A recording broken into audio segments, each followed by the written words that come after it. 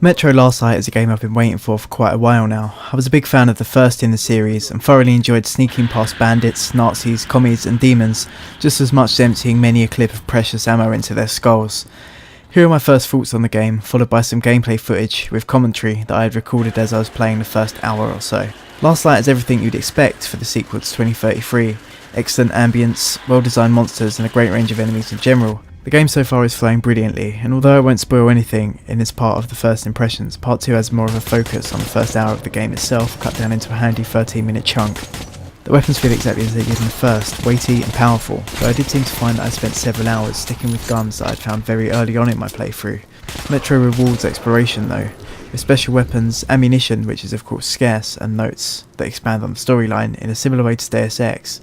Whilst exploring though, I did notice more than a few glitches with clipping. There are at least 4 points where I was able to pass straight through walls and get stuck in the environment itself. Although they don't take away from the gameplay at all, I do feel that the game lacks finish in this respect, though hopefully a patch will fix these very simple issues. There's not much that I can't say about the graphics that hasn't been said already. They're crisp, clean and incredibly well optimised. I was hitting a solid 50 frames per second with my card, which is by no means high end. In 1920 by 1080 resolution and everything save for anti-aliasing are very high, the game still looks amazing. Unlike the first game, you don't need a monster rig to run this at all, which is definitely a bonus for PC gamers.